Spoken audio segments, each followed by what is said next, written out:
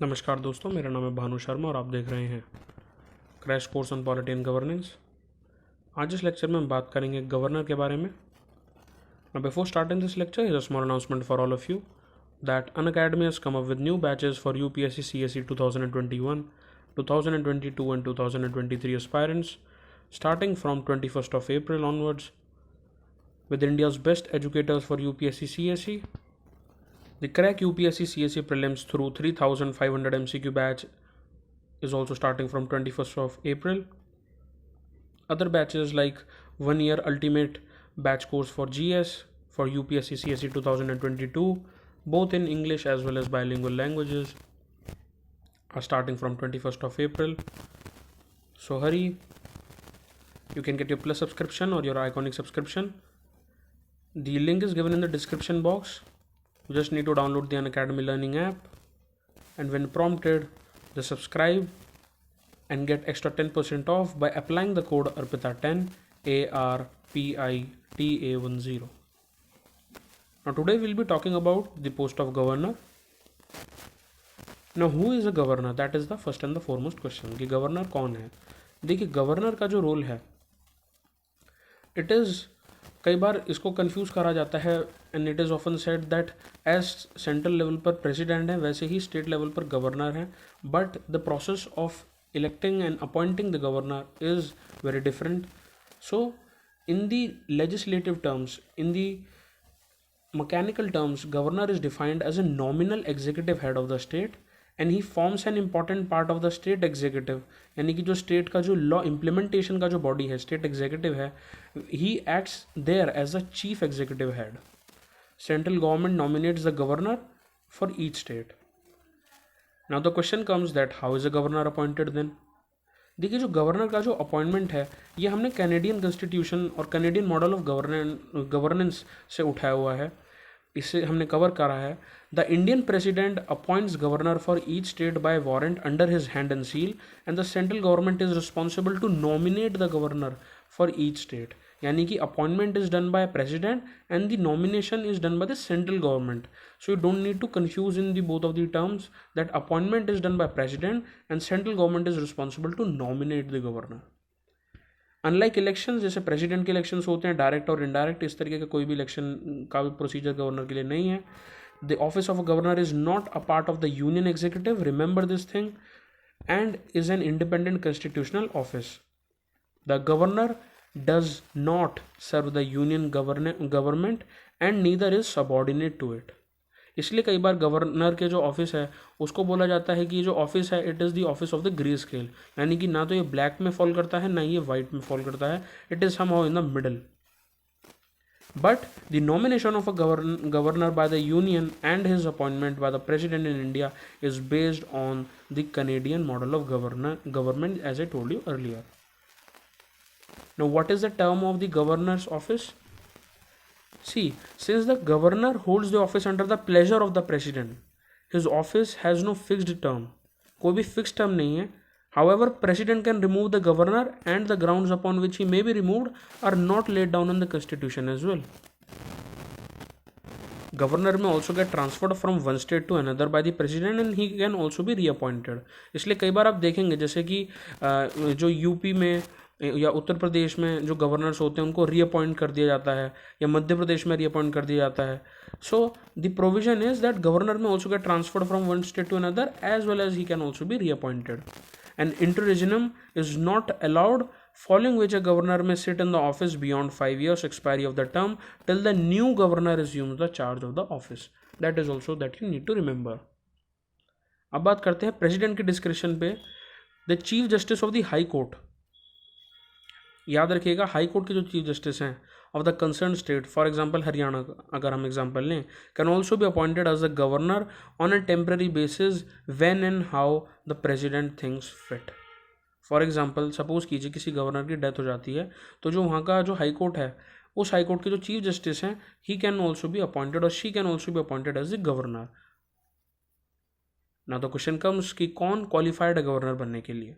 देखिए, अनलाइक लोकसभा और राज्यसभा मेंबर्स और even in the case of prime minister और प्रेसिडेंट हुए सेट ऑफ क्वालिफिकेशन, गवर्नर का जो रोल है उसमें केवल दो ही क्वालिफिकेशन मीट करने की बात है. पहला, that he should be an Indian citizen, and the second is that he should be 35 years old और मोर. हालांकि जो नॉमिनेशन होती है उसमें दो कन्वेंशंस को और देखा जाता है, that the person is not appointed as the governor who belongs to the state and he shall be an outsider having no relation with the state he is being appointed to. And second, consultation of the chief minister is taken by the president before appointing a governor. It should also be noted that both the above conventions are not absolute and have been ignored by the union government in many instances. इसलिए आप कई बार हिंदू के newspaper में या editorials में you will find कि governor के office को बहुत ज़्यादा क्रिटिसाइज करा जाता है. No, what are the conditions of his office? देखिए, कुछ कंडीशंस हैं for a person to be appointed as a governor. First one is he cannot be a member of Lok Sabha and Rajya Sabha. If he has been a member of either of the house, उनको पहले वो जो house है वहाँ पर अपनी seat को vacant करना होगा, जो भी उनका पहला दिन होगा governor in the office with respect to that. उनके पास कोई ऑफिस ऑफ प्रॉफिट नहीं होना चाहिए. Should not hold any office of profit. For his residence, Raj Bhavan is provided to him without the payment of rent.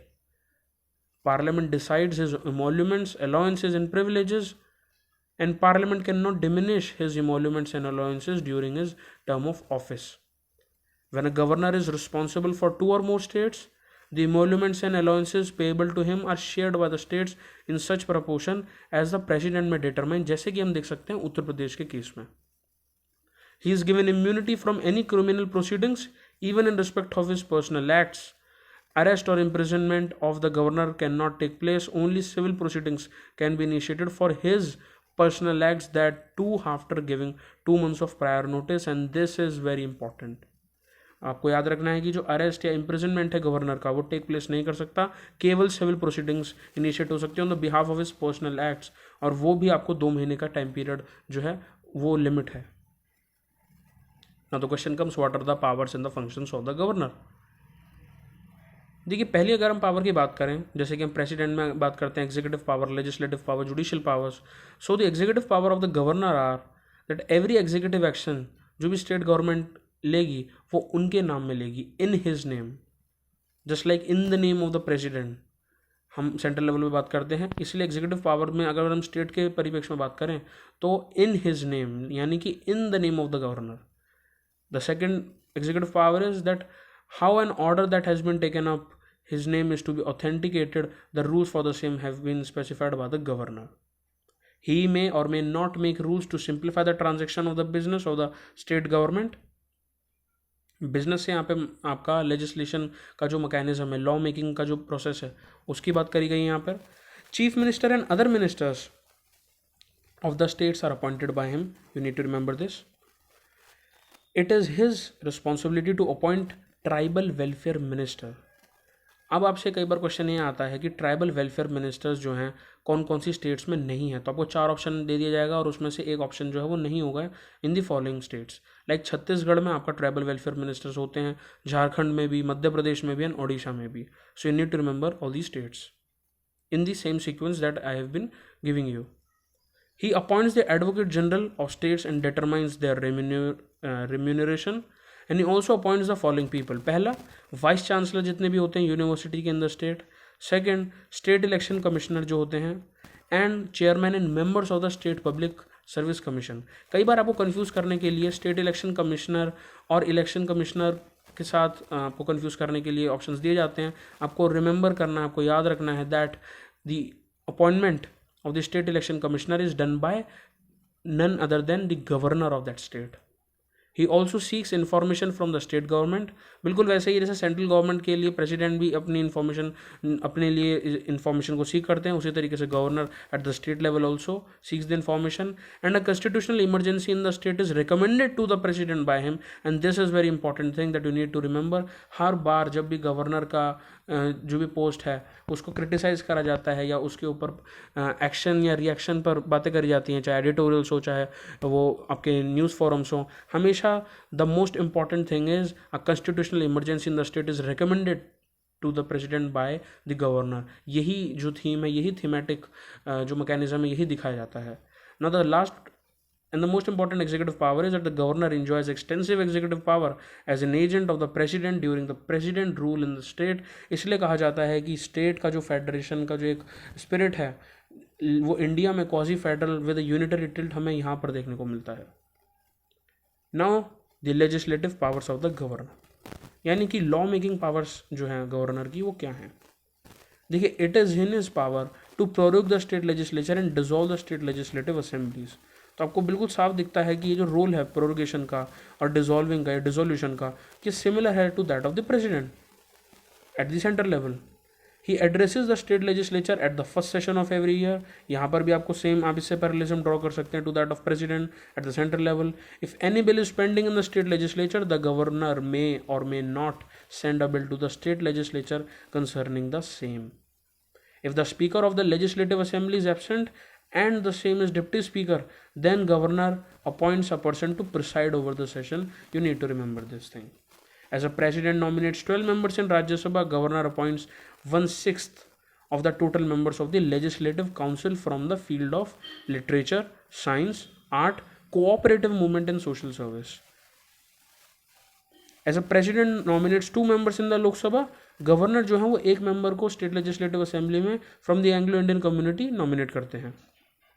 He can also consult the election commission for the disqualification of members and with respect to the bill introduced in the state legislature, वो अपना ascent दे सकते हैं या ascent को withhold कर सकते हैं या फिर बिल को रिटर्न कर सकते हैं. And he can also, the most important thing that you need to remember is the most important legislative power of the governor is that he can reserve the bill for the president's consideration. ऐसे instances में where the bill introduced in the state legislature endangers the position of state high court, चाहे वो इलाहाबाद का high court हो सकता है, अगर हम उत्तर प्रदेश की बात करें, हम मध्य प्रदेश की बात करें, वहाँ पर डिफरेंट हो सकता है, बट स्टेट हाई कोर्ट की पोजीशन जहाँ पर इंडेंजर होगी, ऐसे केस में reserving the bill for the president consideration is the most superior and the most important power, legislative power, which the governor has. Now governor can reserve the bill for the president's consideration in the following cases. देखिए, पहला case आता है कि जो भी bill के अंदर provisions हैं वो कॉन्स्टिट्यूशन को वायलेट करें, अल्ट्रा वायर्स घोषित कर दिया जाता है. दूसरा प्रोविजन ये है कि when the provisions mentioned in the bill oppose DPSP, यानी कि directive principles of state policy. The third one could be when provisions mentioned in the bill hinders the larger interest of the country, and the fourth one is when provisions mentioned in the bill concern the national importance. The last one is when provision mentioned in the bill mention the acquisition of property that is dealt with Article 31A in the Constitution.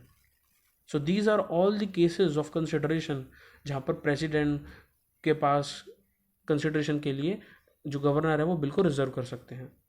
ना तो question comes कि legislative powers और executive power के बाद financial powers क्या हैं governor की.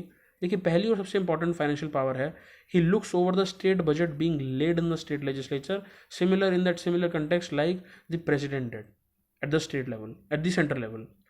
The second one is his recommendation is a prerequisite for the introduction of money bill in the state legislature. The third one is he recommends for the demand of grants which otherwise cannot be given. केवल और केवल governor की recommendation के बाद ही demand of grants जो है उसको recommend करा जाएगा, अदरवाइज वो आप नहीं दे सकते हैं अगर हम स्टेट लेजिस्लेचर की बात करते हैं तो. And the CF the contingency fund of state is under governor and he makes advances out that to meet unforeseen expenditure, and the state commission is also there. Now the judicial powers of the governor.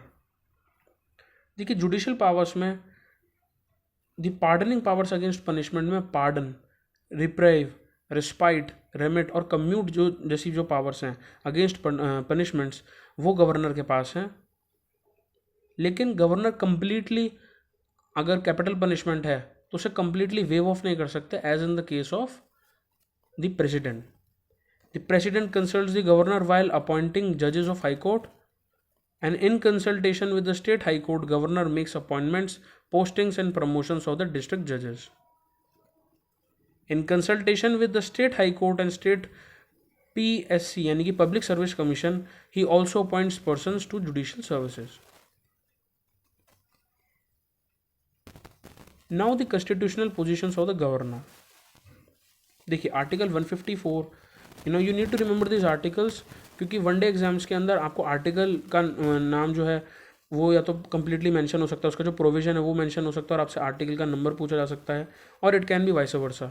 So article 154 says that the governor is the executive head of the state.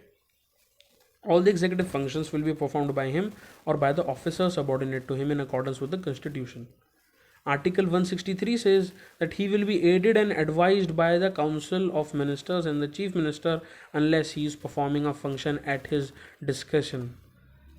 अब आपको यहाँ पर note करने वाली बात यह है that the power to act at his own discretion is a power that is not given to the president. लेकिन गवर्नर को दी गई है. क्यों? क्योंकि गवर्नर का ऑफिस दो डायरेक्टली यूनियन के जो है यूनियन नॉमिनेशन में आता है, अपॉइंटमेंट में आता है बाय द प्रेसिडेंट, लेकिन हमें यहाँ स्टेट को कंप्लीट ऑटोनॉमी नहीं देनी है, इसलिए आपको डिस्क्रिप्शन प्रेसिडेंट के केस में ना दिखे लेकिन गवर्नर के केस में देखने को मिलता है. Now the 42nd Amendment Act made the advice of the Council of Ministers binding on the President but not on the Governor in state. Article 164 says that Council of Ministers are collectively responsible to the State Legislative Assembly. Now you need to note that this provision is the foundation of the state parliamentary system. अब question आता है, what are the important constitutional articles related to the governor. देखिए कुछ articles की मैंने आपको list यहाँ पे प्रोविजन के साथ दी है. You can read it out because these are the most important and factual questions that you might face in the exam. For example, Article 153 talks about governors of the state. Article 155 talks about the appointment of the governor. Article 156 talks about the term of office of governor. Article 157 talks about the qualifications for appointment as a governor.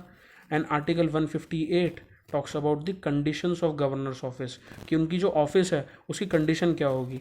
Article 160 talks about the discharge of the functions of the governor in certain contingencies. Article 161 has the provision of the power of the governor to grant pardons and others. Pardons in terms of कि वो punishment को जो punishment है उसको किस तरीके से pardon कर सकते हैं. And article 175 talks about the right of the governor to address and send messages to the house or houses of the state legislature. And Article 176 tells about the special address by the governor. Article 201 talks about bills reserved by the governor for the consideration of president, जिसके हमने cases के बारे में बात करी, that ultra wides भी हो सकता है और वो डीपीएसपी के अगर स्पिरिट के अगेंस्ट है उस केस में भी कंसिडरेशन ऑफ द प्रेसिडेंट के लिए आर्टिकल 201 काम करता है. Article 213 says that power of governor to promulgate ordinances. Article 217 has a provision where governor is consulted by the president in the matter of the appointment of the judges of the high court. Article 233 says the appointment of district judges by the governor, and Article 234 deals with the appointments of persons जो district judge के अलावा to the judicial service of the state by the governor. So you need to remember all these articles and their provisions. Thank you and stay safe.